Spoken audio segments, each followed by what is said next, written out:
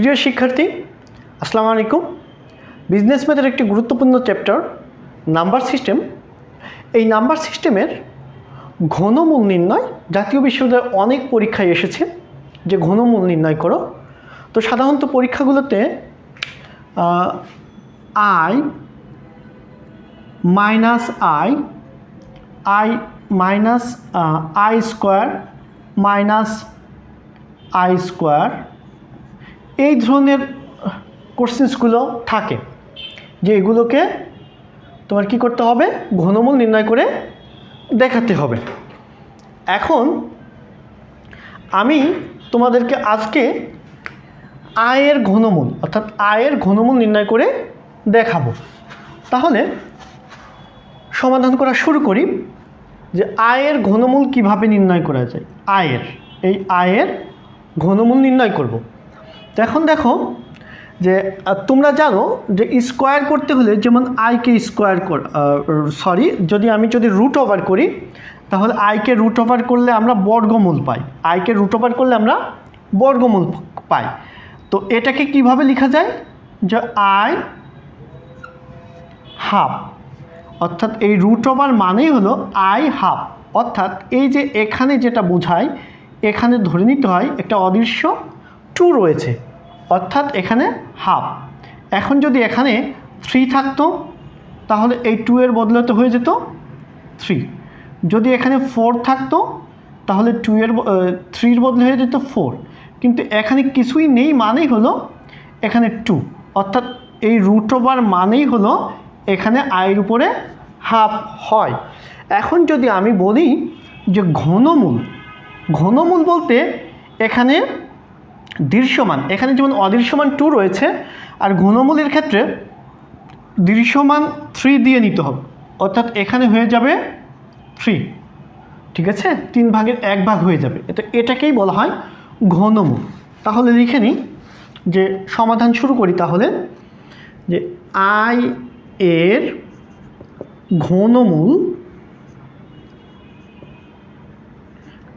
ঘনমূল সমান হচ্ছে এখানে হবে 3, এই আয়ের ঘনমূল হয়ে গেল। ঠিক আছে, এখন আমরা লিখি যে ধরি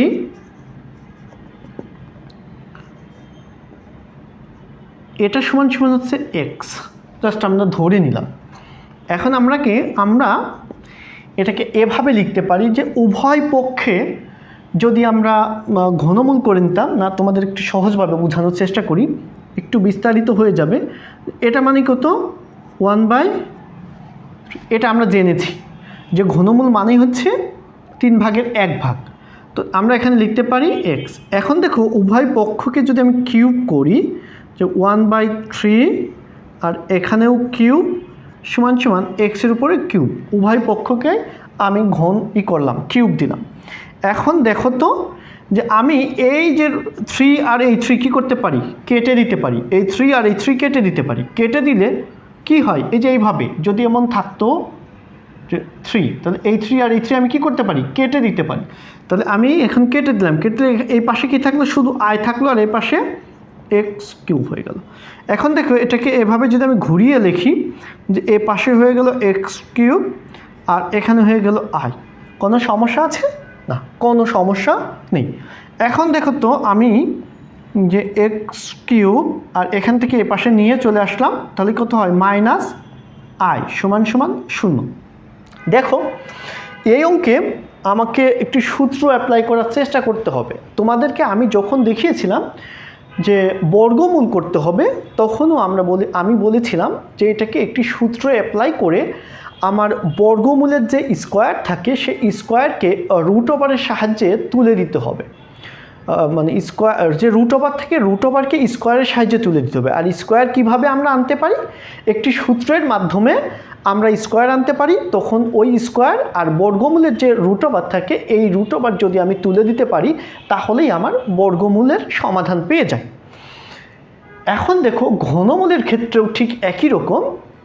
যদি আমরা এই ঘনমূলের এই যে কিউব রয়েছে, এই কিউব তুলতে হলে, ঘনমূল করতে হলে আমাকে একটি সূত্রের অ্যাপ্লাই করতে হবে।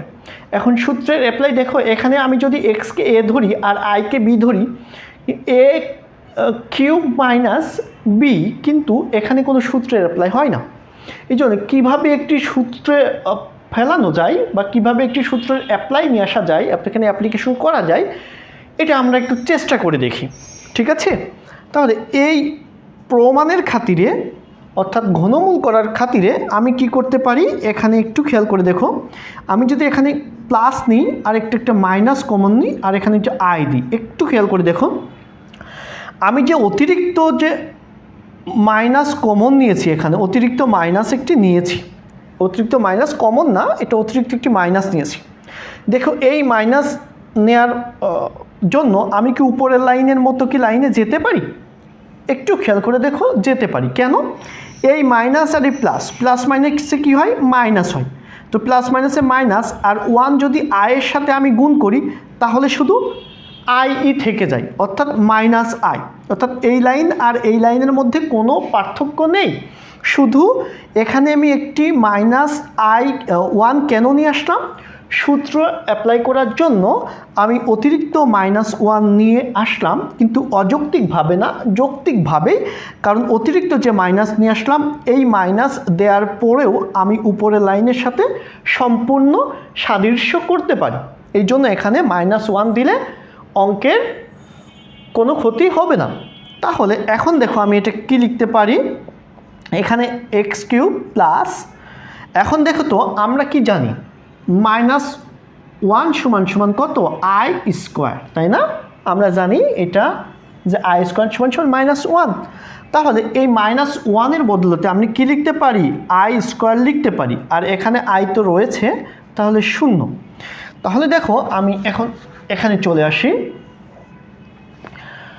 যে দেখো এখানে কি হয়েছে, বা লিখতে পারি x cube plus I cube. কারণ কি, এখানে আই দেখো তিনটা আই হয়ে গেছে, এখানে স্কোয়ার আর এখানে একটি সিঙ্গেল আই রয়েছে, তাহলে আই কিউব সমান সমান কত? শূন্য। তাহলে দেখো এখন যদি আমি এটাকে এক্সকে ধরি এ আর আইকে ধরি বি, তাহলে এ কিউব প্লাস বি কিউবের সূত্র হয়ে গেছে। এখন আমরা এ কিউব প্লাস বি কিউবের সূত্র লিখতে পারি। দেখো এ plus B into A square minus A B plus B square লিখতে পারি। তাহলে দেখো সূত্র হয়ে গেছে, এখানে একটি সূত্র হয়ে গেছে। এখন দেখো এটাকে আমি কিভাবে লিখতে পারি, যে এক্স প্লাস আই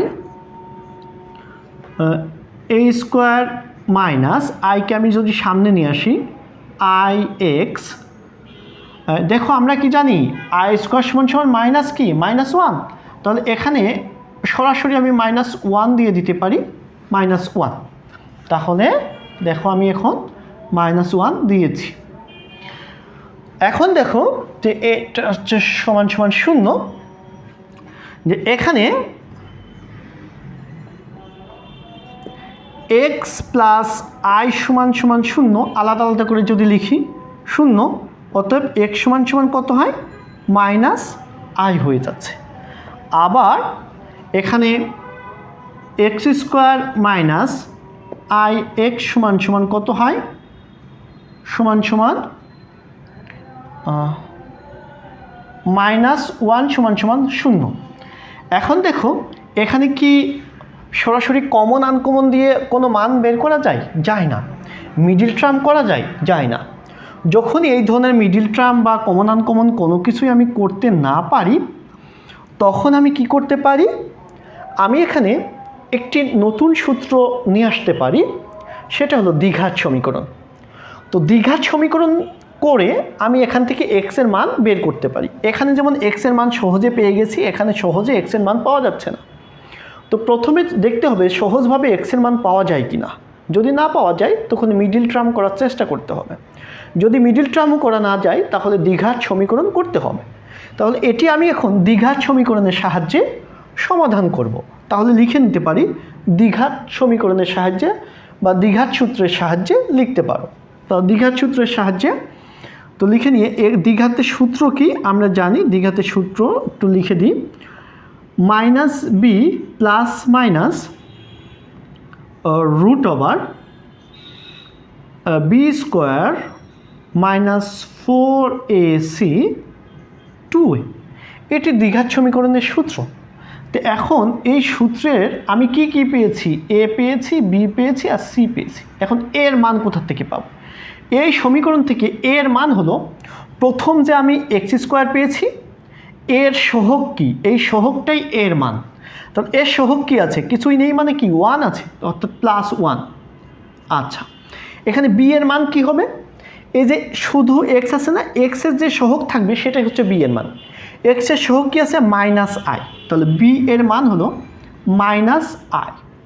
সি এর মান কি, একদম লাস্টে যে মানটা থাকে এটা হলো সি এর মান, তাহলে -1 এটা হলো সি এর মান, তাহলে -1 হলো সি এর মান।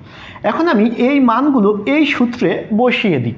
তাহলে দেখো তো, আমি যদি সূত্রে বসিয়ে দিই -b, তাহলে বি মাইনাস হচ্ছে সূত্রের মাইনাস, আর বি হচ্ছে -i, তাহলে বসিয়ে দিলাম -i প্লাস মাইনাস বি এর মান কত, -i² -4, এর মান কত আছে, এর মান হচ্ছে 1, আর সি এর মান হচ্ছে -1। আচ্ছা, আর নিচেই কত হবে, নিচেই হবে 2, আর এর মান হলো 1। তাহলে দেখো তো এখান থেকে কি পাওয়া যায়, প্রথমে এই মাইনাস মাইনাসে কি হয়ে যাচ্ছে, প্লাস হয়ে শুধু আই হয়ে যাচ্ছে, প্লাস মাইনাস। এখানে দেখো কি হচ্ছে, +i² হয়ে যাচ্ছে। তো +i² মান +i², তো আমরা যদি -i² কে আমার হয়ে যায় কি +i², তো +i² সমান কি -1, তো +i² সমান কি জানি আমরা, +i² সমান -1। তাহলে এখানে লিখতে পারি প্রথমটার মান হচ্ছে -1। আচ্ছা, এরপরে কি হবে, মাইনাস হচ্ছে প্লাস, এখানে হবে কত 4 হয়ে যাবে, কারণ কি 4 দিয়ে এগুলো গুণ করলে কত হয় 4, আর -1 প্লাস হয়ে যাচ্ছে, আর নিচে হয়ে যাচ্ছে কত 2। তাহলে দেখো যে এখানে আমার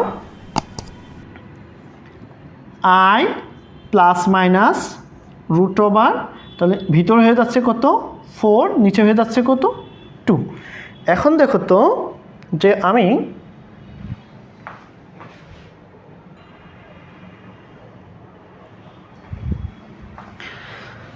তো এখন দেখো পরের লাইনে কি হচ্ছে, এখানে 2i প্লাস মাইনাস, এখানে 4 থেকে যদি 1 বাদ দিই কত থাকে, 3 থাকে, তাহলে i plus minus root over 3/2। দেখো এই মান কয়টি মান হয়েছে, একটি প্লাস দিয়ে হয় আর একটি মাইনাস দিয়ে, তাহলে এক্সের দুটি মান হয়েছে, একটি প্লাস দিয়ে আর একটি মাইনাস দিয়ে। তাহলে আমি এখন কি লিখতে পারি, উত্তর লিখতে পারি যে i এর ঘনমূল এখন 3টা হয়ে গেছে, তাহলে লিখতে পারি কি i এর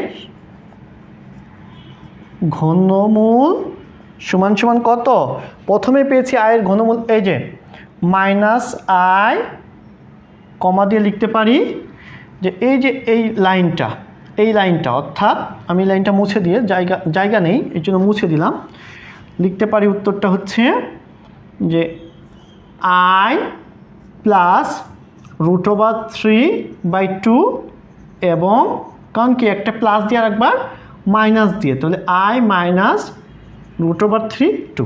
তাহলে এটি হলো আমার অ্যান্সার, যে আমি এক্স এর মান এটি পেলাম, আর এখানে এক্স এর মান পেয়েছি দুইটি, একটি প্লাস দিয়ে আর একটি মাইনাস দিয়ে দ্বিঘাত সমীকরণের মাধ্যমে।